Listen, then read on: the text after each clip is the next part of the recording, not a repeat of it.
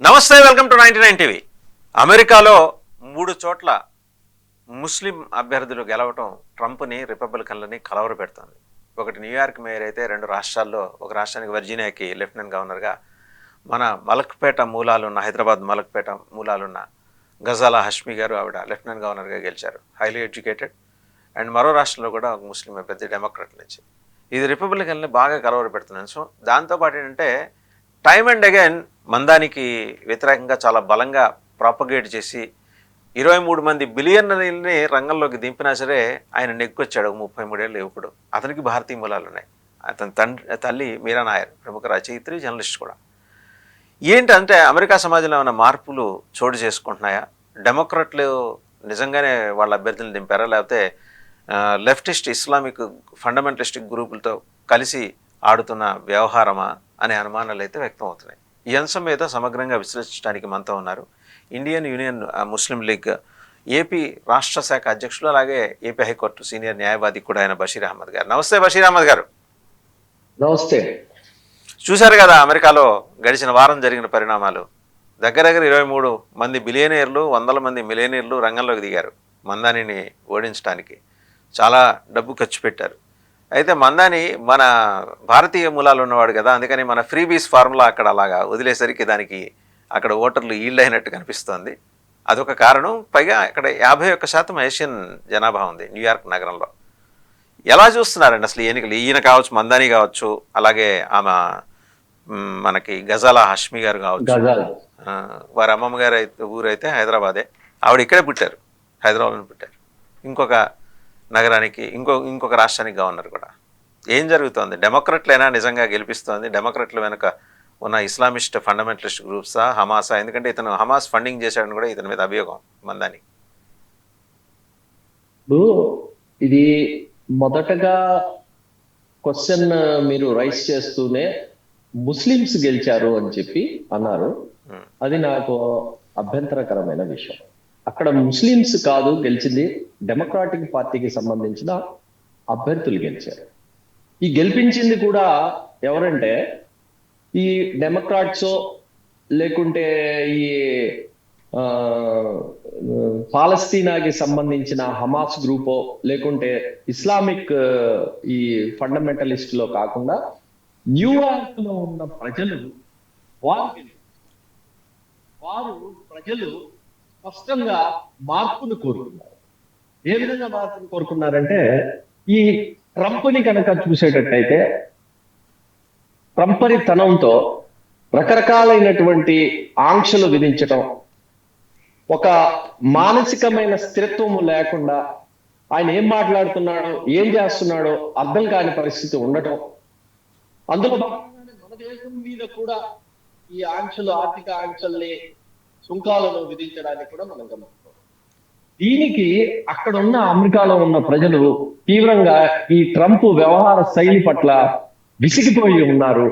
Trump వ్యవహార శైలికి వ్యతిరేకంగా ఎవరు వస్తారు, ఈయనకు ప్రత్యామ్నాయంగా అని చెప్పేసి ఈ ఆశిస్తున్న ఈ సమయంలో మన భారతీయ మూలాలు ఉన్నటువంటి మందాని రావటం ఆశ్చర్యకరమైన విషయం. ఏంటంటే 9 మంది అభ్యర్థులు పోటీ పడితే 9 మంది మొదట్లో ఈ మందాని అట్టడుగున 9వ స్థానంలో కేవలం 1% మాత్రమే విజయం సాధించే ఈ పరిస్థితుల్లో ఉన్న వ్యక్తి, ఆయన మాట్లాడిన మాటలు కానివ్వండి, ప్రజల పట్ల ఆయన చూపించిన నిబద్ధత కానివ్వండి, న్యూయార్క్ సిటీని అక్కడ ఉన్నటువంటి ప్రతి ఒక్కరికి కూడా, ప్రతి సామాన్య సగటు పౌరుడికి నివాసయోగ్యంగా చేస్తాను అని చెప్పిన ఈ మాటల్ని అక్కడ ఉన్నవారు విశ్వసించారు. ఈ రోజు కనుక మనం చూసేటట్లయితే న్యూయార్క్ సిటీ అక్కడ పరిస్థితి ఏ విధంగా ఉందంటే, అత్యంత ధనవంతులు, అపర కుబేరులు మాత్రమే అక్కడ నివసించగలిగే ఉండే ఈ పరిస్థితుల్లో ఈయన దానికి ప్రత్యామ్నాయంగా ఒక మార్గాన్ని చూపిస్తూ మందాని గారు చెప్పింది అక్కడ ప్రజలు ఇష్టపడ్డారు కాబట్టి ఈయన్ని గెలిపించారు. దీని వెనుక కేవలం హమాస్ తీవ్రవాదులు, లేకుంటే ఇస్లామిక్ తీవ్రవాదులు, ఫండమెంటలిస్ట్ లో ఉండి గెలిపించడం అనేది, ఇది ఈయన గెలుపుని ఓర్వలేక చెప్తున్న వాదన అని చెప్పేసి నేను భావిస్తున్నాను. అయితే బషీర్ అహ్మద్ గారు, మరో ప్రశ్న మీరే మాట్లాడుతారు. సరే, హమాస్ ఈయన ఫండ్ చేశారా లేకపోతే హమాస్ ఈయనకు ఫండ్ చేసిందా, ఈ వాదనలు తెర మీద తీసుకొస్తున్నది ఎవరు? రిపబ్లికన్లే కాదు, ఇజ్రాయెల్ నుంచి కూడా. ఇజ్రాయెల్ మినిస్టర్ ఒక ఆయన మాట్లాడారు కూడా, మొన్న మాట్లాడారు ఆయన. ఏంటంటే ఇది చాలా ప్రమాదకరంగా పరిణమిస్తుంది రాబోయే రోజుల్లో న్యూయార్క్కి. 9/11 అటాక్స్ మర్చిపోయారా? ఎందుకంటే ఇతనికి పాలస్తీనా గ్రూప్స్ తోటి సంబంధాలు ఉన్నాయి, హమాస్తో కూడా సంబంధాలు ఉన్నాయి, అండ్ ఫండింగ్ చేయటం అనేది కూడా వాస్తవం అని చెప్పేసి వాళ్ళు మాట్లాడుతూ వస్తున్నారు. కేవలం వాళ్ళు రిపబ్లికన్సే కాదు, ప్రపంచం కూడా చూస్తుంది. మిగిలిన ఇద్దరు గురించి వాళ్ళు మాట్లాడలా, హష్మి గారి గురించి మాట్లాడలేదు, లేకపోతే ఇంకో రాష్ట్ర గవర్నర్ గురించి, కేవలం మందాని గురించే మాట్లాడుతున్నారు. రెండో అంశం ఏంటంటే ఈయన ఫ్రీబీస్ ఫార్ములా తోటి వచ్చారు. బహుశా రూట్స్ ఇక్కడవి కదా, ఆ ఫ్రీబీస్ అక్కడ తీసుకొచ్చి free transportation to all the citizens of New York అనేది, అండ్ టాక్సేషన్, ఏది బిలియనర్స్ నెత్తిన ట్యాక్స్ల పిడుగు మోగిస్తానంటున్నాడు. మూడోది ఏంటంటే రెంట్స్ ఫ్రీ చేస్తానంటున్నాడు. ఇది నిజంగా అంటే ఇక్కడ ఓటర్లు అట్రాక్ట్ అయినవి ఏంటి? Free transportation, public. ఆయనకి సొంత వెహికల్ లేదు, తెలుసు కదా మీకు. ఆయన పబ్లిక్ ట్రాన్స్పోర్టే వస్తారు. ఇంతకుముందు ఇప్పటికీ బారాక్ ఒబామా గారు పబ్లిక్ ట్రాన్స్పోర్ట్ ఉపయోగిస్తారు. సో అక్కడ ఒక కల్చర్ అది. అంటే ఒక పదవి అయిపోయిన తర్వాత వాళ్ళు సాధారణ జనజీవనంలోకి వచ్చేస్తారు వాళ్ళు. ఇప్పుడు కూడా ఆయన public transport and is encouraging that. ఇవన్నీ సాధ్యమయ్యే పనులేనా? ఎందుకంటే సొమ్ములున్నోళ్ళు ఆయన ఉండనిస్తారు అక్కడ, బిలియనీల మీద ట్యాక్స్ వేస్తానంటున్నాడు. వాస్తవంగా చూస్తే ఇజ్రాయెల్కి సంబంధించినంత వరకు ఇజ్రాయెల్ బాధ ఏంటంటే, ఇజ్రాయెల్కి సంబంధించిన కొంతమంది యూదులు, అపర కుబేర్లు, భారతదేశంలో ఉన్నటువంటి అంబానీ, అదానీ లాంటి వ్యాపారవేత్తలకు సంబంధించిన ఆర్థిక వ్యవస్థలు, ఆర్థిక సంస్థలు, వారి ఆస్తులన్నీ కూడా న్యూయార్క్ లో, ఆ న్యూయార్క్ సిటీలో ఉన్నాయి. ఈరోజు మమ్దాని అధికారంలోకి మేయర్ గా రావటం వల్ల వీరికి గొంతులో పచ్చిమిరపకాయ పడింది. గొంతులో పచ్చిమిరపకాయ ఎవరికి పడింది? అక్కడ కేవలం ఈ ఇజ్రాయెల్ ని సమర్థించే కొంతమంది యూదులకు పడింది తప్పనిచ్చి, ఇజ్రాయెల్ చేస్తున్న పనులన్నీ, ఈ మారణకాండాన్ని వ్యతిరేకించే యూదులకి ఎవరు కూడా మమ్దాని ఎలక్షన్ ని ఖండించట్లేదు, వ్యతిరేకించట్లేదు. సామాన్య యూదులు మమ్దానిని కూడా చేశారు కాబట్టి ఈ గెలిచే పరిస్థితి వచ్చింది. కాబట్టి కేవలం ఎవరో కొంతమంది వేయటం వల్ల గెలుపు రాలేదు. ఇక్కడ మనం గమనించాల్సింది ఏంటంటే, సామాన్య ఓటర్లు వేరు, ఇప్పుడు ఈ రోజు మాట్లాడుతున్న ఇజ్రాయెల్కి సంబంధించిన మంత్రులు, ఇజ్రాయెల్కి సంబంధించిన అపర కుబేర్లు వేరు. వారికి సంబంధించిన వారి ఇంట్రెస్ట్, వారికి సంబంధించిన ప్రయోజనాలు పోతాయి కాబట్టి ఈ రోజు సన్నాయి నొక్కులు నొక్కుతున్నారు. ఈ హమాస్ కి సపోర్ట్ చేశారని, హమాస్ కి డొనేషన్స్ ఇచ్చారని. హమాస్ కి డొనేషన్ ఇవ్వడంలో తప్పే ఉందని చెప్పేసి నేను ప్రశ్నిస్తున్నాను. ఈ రోజు అమెరికా ప్రపంచం మొత్తం టెర్రరిస్ట్ దేశం అని చెప్పేసి భావిస్తున్న ఇజ్రాయెల్ కోటాను కోట్లు ఫండింగ్ ఇస్తుంది. వాస్తవంగా చూస్తే అది తప్పు, దాన్ని ఖండించాలి. దాన్ని ఖండించాల్సింది పోయి దొంగని దొంగ అని అరిచినట్టుగా ఇక్కడ దీనికి వ్యతిరేకంగా ఈ ప్రచారం జరుగుతుంది. దీన్ని సామాన్యులందరూ గ్రహించాలని చెప్పేసి నేను కోరుతున్నాను. ఇంకా రెండవ విషయం, ఫ్రీబీస్ అన్నారు. ఫ్రీబీస్ వచ్చేసి ఈ ట్రావెల్ కి బస్సులకు సంబంధించి కానివ్వండి, అదే విధంగా ఈ రెంట్ కి సంబంధించి రెంట్ని ఫ్రీ చేస్తానన్నారు. ట్రావెల్ ఫ్రీగా, నేను అందరికి ఫ్రీగా ట్రావెల్ ప్రొవైడ్ చేస్తానని చెప్పేసి అన్నారు. ఈ రెండు చేయడం కోసంగాను అపర కుబేరుల మీద పన్నులు వేస్తానన్నారు. ఇందులో తప్పే ఉందండి. ఈ సామాన్య ప్రజలకు ఏదైనా రాయితీలు ఇచ్చారని గుండెలు బాదుకునే వ్యక్తులందరినీ నేను సూటిగా ప్రశ్నిస్తున్నాను.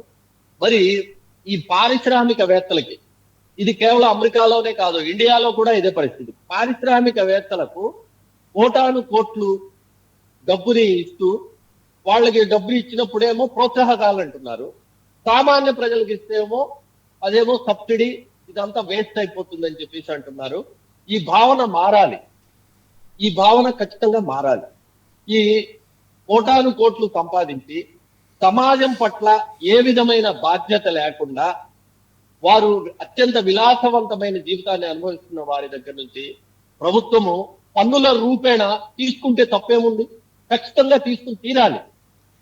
ఈ రోజు వ్యాపారవేత్తలు కోటాను కోట్లు సంపాదిస్తున్నారంటే అది ఎక్కడి నుంచి సంపాదించారు? సమాజం నుంచి, సమాజంలో ఉన్న చిన్న చిన్న ఈ వ్యక్తుల నుంచి, వినియోగదారుల నుంచే కదా సంపాదించింది. తిరిగి ఆ వినియోగదారులకు మేలు చేయాలని చెప్పి ప్రభుత్వం భావిస్తున్నప్పుడు ప్రభుత్వం ఖచ్చితంగా సంపన్నుల మీద పన్నులు వేయాల్సిందే. ఆ పన్నులు వేసి ఆ పన్నుల ద్వారా సంక్షేమ పథకాలని ప్రవేశపెట్టి వాటిని కొనసాగించాలని చెప్పేసి నేను భావిస్తున్నాను.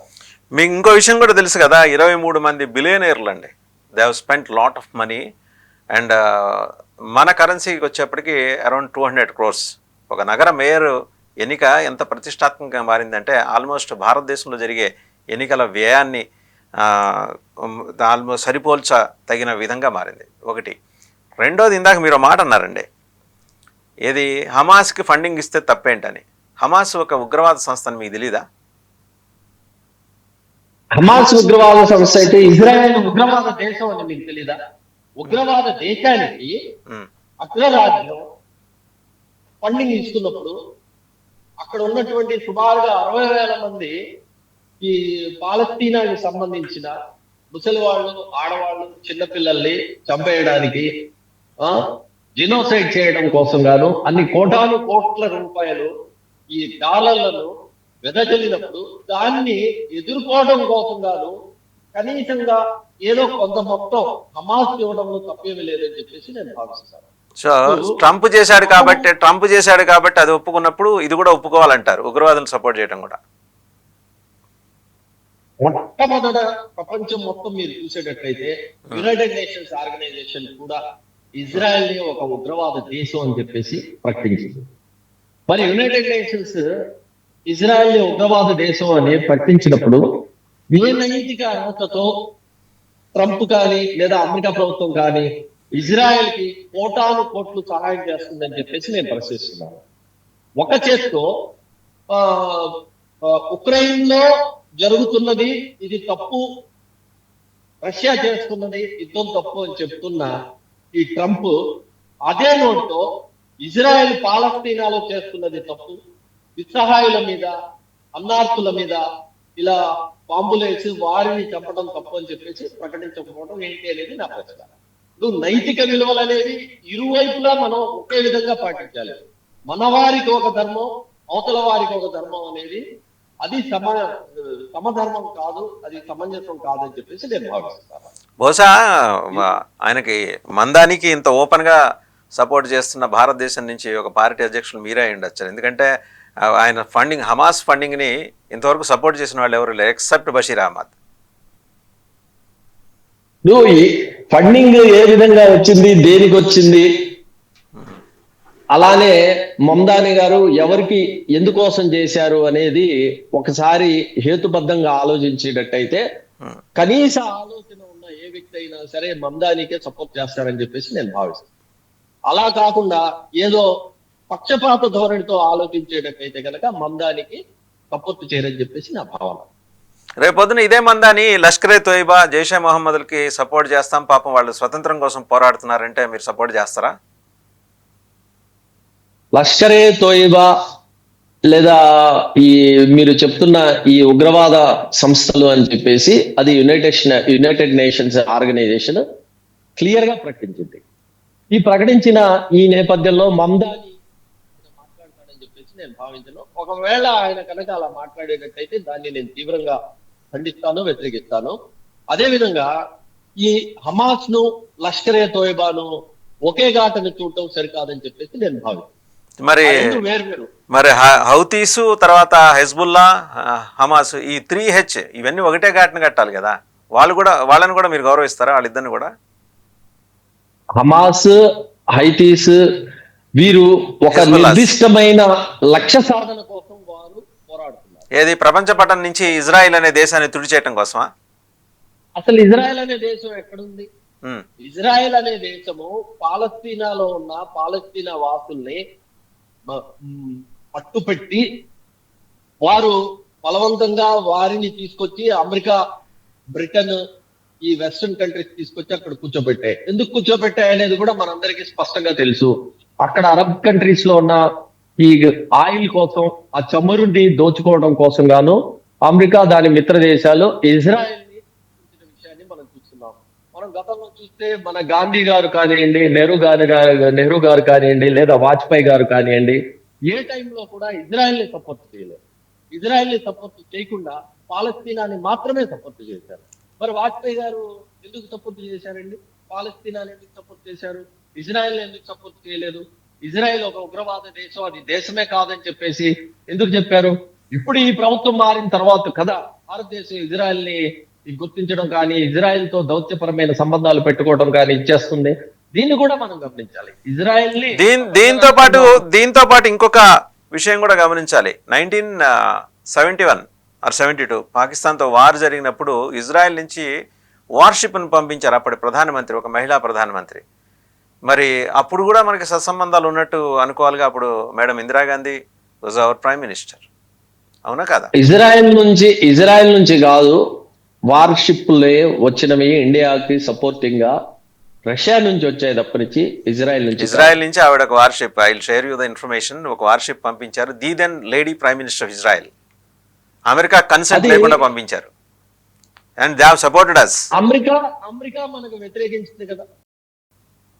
అమెరికా పాకిస్తాన్ కి సపోర్ట్ చేసింది. అమెరికాకి సంబంధించి అమెరికా ఇజ్రాయెల్ మిత్ర దేశాలు. మన మిత్ర దేశం వచ్చేసి రష్యా మనకు సపోర్ట్ చేసింది కాబట్టి రష్యా ఆయుధాల సరఫరా కానివ్వండి, నౌకాదళాన్ని సరఫరా చేయడం కానివ్వండి, వెన్నుకు దన్నుగా నిలబడింది. ఇప్పుడు గతంలో హెన్రీ కిస్సింజర్ ఇందిరాగాంధీ గారిని ఏ విధంగా బెదిరించాలని చూశాడో మనకు గుర్తుంది. పాకిస్తాన్ విషయంలో ఇందిరాగాంధీ గారు మోడీ గారు లాగా భయపడకుండా ఏ విధంగా సమాధానం చెప్పిన విషయాన్ని కూడా మనం గుర్తు చేసుకోవచ్చు. కాబట్టి మీరు ఒకసారి అది సెర్చ్ చేసుకుంటే బాగుంటుందని చెప్పేసి నేను సమగ్ర కథనం విత్ విజువల్స్ విత్ ఇమేజెస్ నేను మీకు పంపిస్తా. సరే, మళ్ళీ ఈ టాపిక్ లోకి వద్దాం. నాతో గనక మంచిగా లేకపోతే మరి పరిస్థితులు వేరే ఉంటాయని చెప్పి ట్రంప్ ఆల్రెడీ బెదిరింపులకు దిగాడు మందాని గారు తోటి. ఎందుకంటే 25% ఫండ్స్ ఫెడరల్ గవర్నమెంట్ ఇవ్వాలి న్యూయార్క్ సిటీకి. అది ఖచ్చితంగా నా అంచనా ప్రకారం మందాని గారికి ఈ రానున్న రోజులన్నీ గడ్డు సవాళ్లతో కూడి ఉంటాయని చెప్పేసి భావిస్తున్నాను. ఆయన రాజకీయ భవిష్యత్తు ఈ మేయర్ గా ఈయన పరిపాలన నల్లేరు మీద నడకలాగా ఉండదు, అది ముళ్లబాటలాగా ఉంటుందని భావిస్తున్నాను.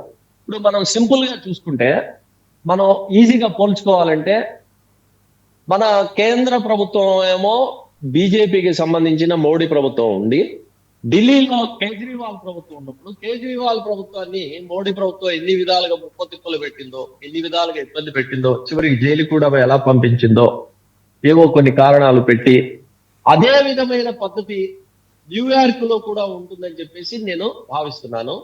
అయితే ఇండియాకి అమెరికాకి కనుక పోల్చుకునేటట్టయితే అక్కడ ఓటర్లు ఇండియా లాగా కాదు, వారు ఎడ్యుకేటెడ్ ను విజ్ఞతతో ఆలోచిస్తారు. కాబట్టి దాన్ని ఎదుర్కోవడం కోసంగాను అక్కడ ఉన్న ఓటర్లు, మందానికి సంబంధించిన ఈ సపోర్టర్స్, ఓటర్స్ వీరందరూ వీధిలోకి రావడం ద్వారా ఒక రాజకీయ పరమైన పోరాటం జరుగుతుంది.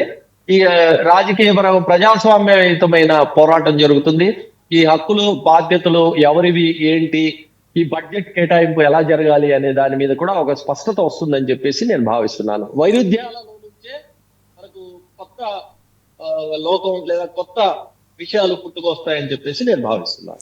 బషీర్ గారు, అయితే ఒక పర్సెప్షన్ ఏంటంటే న్యూయార్క్ అత్యంత పర్సెప్షన్ ఇది వాస్తవం కూడా అత్యంత కాస్ట్లీయెస్ట్ సిటీ.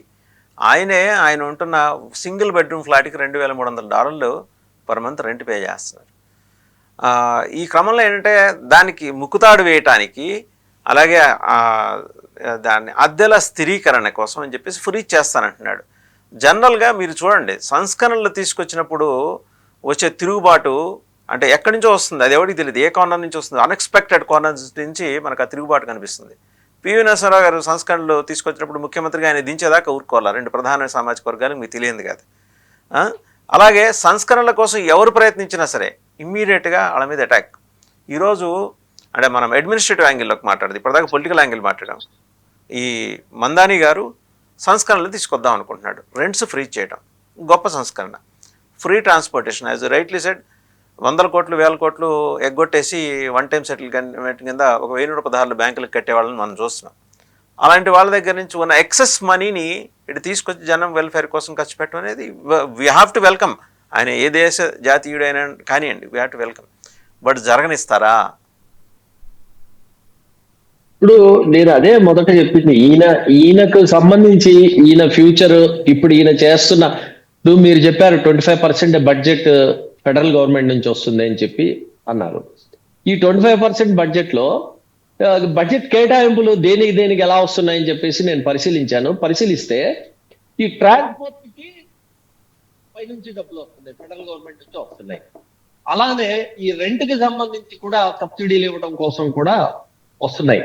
హెల్త్ కి సంబంధించి కూడా ఈ ఫెడరల్ గవర్నమెంట్ కి సంబంధించి బడ్జెటరీ సపోర్ట్ వస్తుంది. మరి ఈ రోజు అత్యంత సంపన్నుడైనటువంటి అక్కడ అధ్యక్షుడు అక్కడ ఉన్నటువంటి కుబేర్లకు మాత్రమే సపోర్ట్ చేస్తున్నాడు. ఏ విధంగా మన మోడీ గారు ఇక్కడ కుబేర్లకు సపోర్ట్ చేస్తున్నారో అదే విధంగా అక్కడ కూడా అదే పరిస్థితి.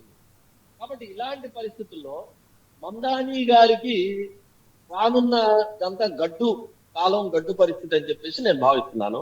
అయితే మందాని గారికి సపోర్ట్ చేయడానికి, సలహా ఇవ్వడానికి, ఈ ఫైనాన్స్ గా ఎలా నడపాలి, ఏం చేయడానికి అంటానికి ఆయనకు కూడా ఒక టీం ఉంటుంది. డెమోక్రాటిక్స్ కి సంబంధించిన టీం ఉంటుంది.